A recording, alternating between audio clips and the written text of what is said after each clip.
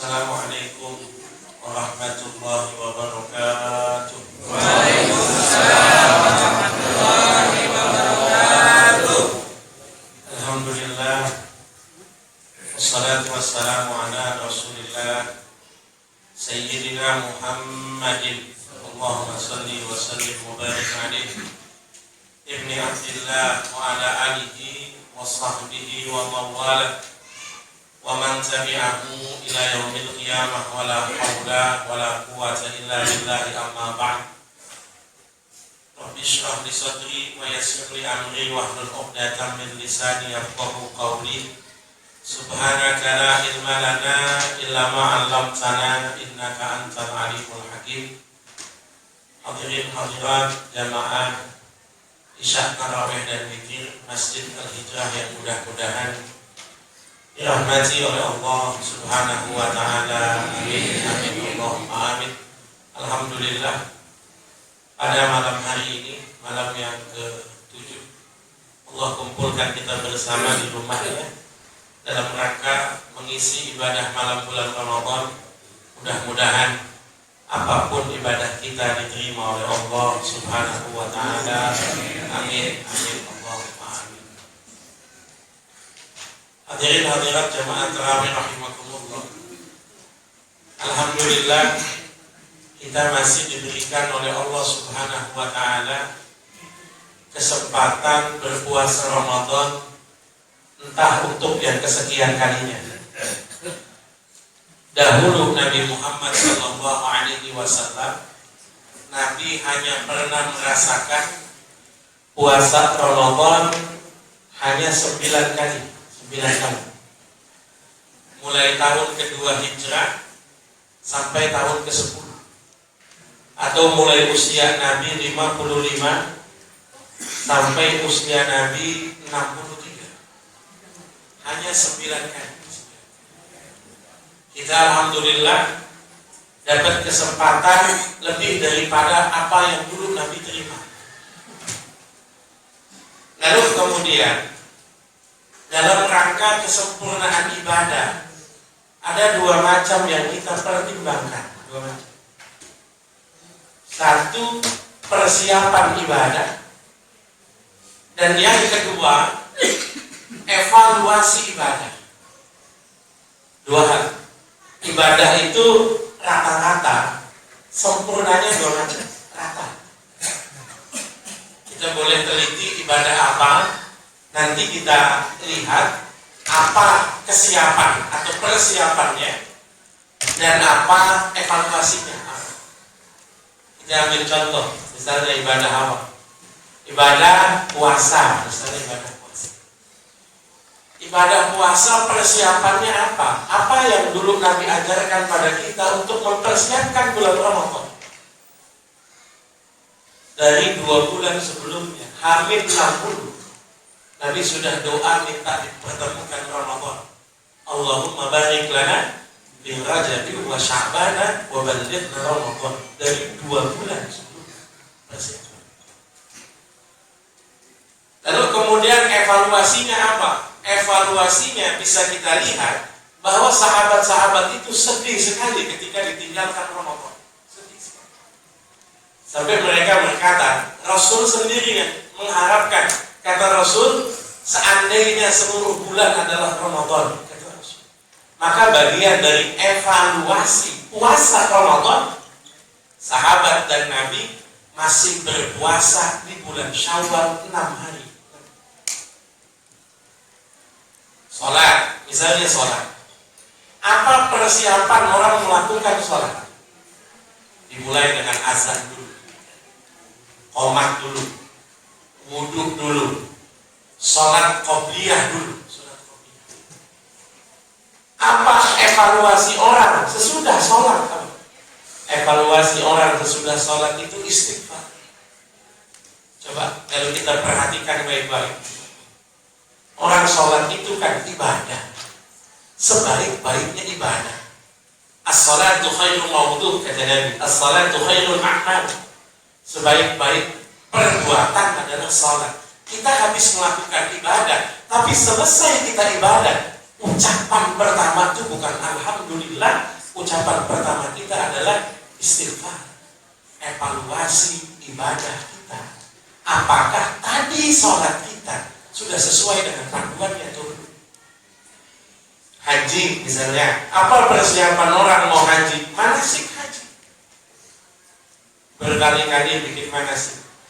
Apa evaluasinya orang pulang haji? Berusaha menjadi pribadi yang lebih baik daripada kemarin sebelum haji. Maka bagian daripada evaluasi ibadah kita, selesai kita ibadah itu, kita minta amal kita diterima. Allahumma taqabbal minna sholatana wa siyamana wa qiyamana wa ruku'ana wa sujudana wa khusyu'ana. Terus semua apa yang pernah kita lakukan, kita minta diterima oleh Allah Subhanahu wa ta'ala.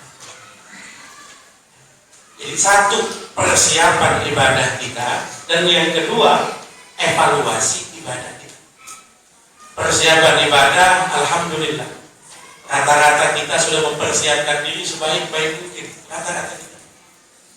Orang mempersiapkan diri untuk menyambut bulan Ramadan, finansialnya, ibadahnya, imannya, ilmunya, amal solehnya.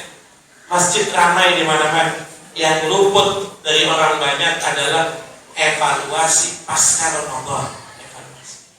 Apakah sesudah menjalankan ibadah puasa Ramadan kita menjadi pribadi yang lebih baik daripada sebelum kita melakukan ibadah puasa Ramadan? Ada satu ayat dalam surat Yasin biasa kita baca. Ayat itu mengingatkan kita tentang dua hal. Satu, ada yang namanya amal.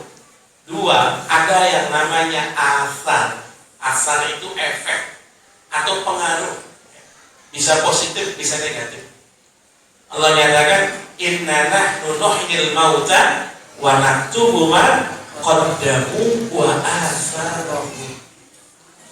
Allah bilang, sesungguhnya kami menghidupkan orang yang sudah mati, kami catat apa yang mereka lakukan dan efek dari perbuatan mereka. Saya contohkan sederhana.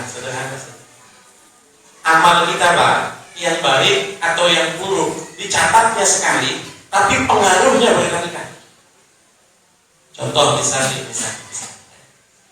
Bapak lagi di jalan, naik kendaraan, melihat cewek cakep, Bapak lihat apa enggak? Lihatlah. Lihat.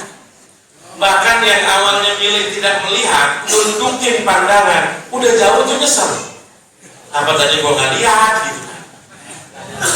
Bahkan kadang-kadang ada yang udah lihat satu kali itu nggak puas, masih curi-curi pandang lewat spion.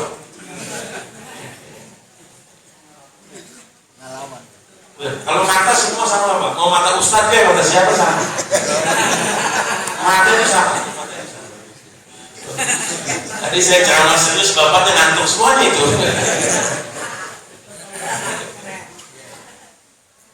Coba perhatikan ya. Kita melihat maksiat satu kali, tapi efeknya di otak kita itu berkali-kali. Kenapa orang bisa kecanduan, mohon maaf, misalnya melakukan maksiat? Karena tadi perbuatannya satu kali, tapi efeknya berkali-kali. Kita melihat mungkin ceweknya sekali, tapi kebayangnya bisa berkali-kali. Ada yang kemudian orang, besok boleh lewat sono lagi, siapa tahu ketemu lagi.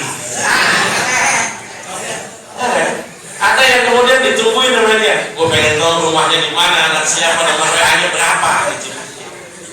Coba perhatikan, satu kali amal kita, amalnya satu, tapi asarnya, pengaruhnya berkali-kali. Amal baik juga sama Pak, ibadah juga sama. Bapak sholat satu kali, tapi efek positifnya bisa berkali-kali. Banyak orang yang lama nggak sholat, kemudian setelah sholat itu ngomong, Masalah Ustaz, saya sholat tenang amat, nyaman. Ente baru sekali sholat udah tenang. Gimana kalau tiap hari dan sering sholat? Pengaruh positif ini, atau kata anak muda sekarang vibes-nya, pengaruh positif ini itu yang kemudian bikin hidup kita menjadi berkah. Pengaruh positif ini. Kita kasih contoh. Biasanya di hari biasa kita akan datang ke sini berjamaah hanya untuk sholat isya, selesai. Perhatikan bagaimana sholat isya kita bawa pengaruh positif, kita masih tungguin sholat ba'diyah. Perhatikan bagaimana ba'diyah kita berpengaruh positif, kita masih tungguin tarawih. Perhatikan bagaimana tarawih kita berpengaruh positif, kita masih tunggu untungnya. Kita Pak, kalau nggak punya pengaruh positif Pak, habis sisa pulang Pak, ngapain? Sunnah ini, ada dosa kan gitu, nggak dosa. Orang nanya sama saya, Ustaz, yang betul tuh tarawih 8/20 sih. Saya sebetulnya pengen jawab, bahkan kalau kamu nggak tarawih nggak apa-apa. Tapi kan kalau saya jawab begitu nanti kan nggak ada di masjid gitu. Coba orang nanya, Ustaz, yang betul orang tarawih itu 8/20. Itu kalau secara fikih jawabannya, kamu nggak tarawih juga nggak apa-apa, orang sunnah aja kok kan. Saya cuma biasanya jawab, sholat tarawih itu minimal 2 rakaat, maksimal. Satu pendapat ulama ada yang bilang 8, ada yang bilang 20, ada yang bilang 36, ada yang bilang tidak terbatas. Jadi perhatikan bagaimana ibadah-ibadah kita melahirkan pengaruh positif. Nah, positif yang sudah terjadi selama sebulan ini, itu kalau diakumulasi, itu mudah-mudahan bisa terus menjadi bekal kita sesudah pasca Ramadan nanti. Itu yang disebut dengan ketakwaan. Mudah-mudahan Allah jadikan kita sebagai orang yang bertakwa. Mudah-mudahan selesai kita Ramadan tahun ini, kita jadi pribadi yang lebih baik. Hadanallahu wa iyyakum ajmain. Wassalamualaikum warahmatullahi wabarakatuh.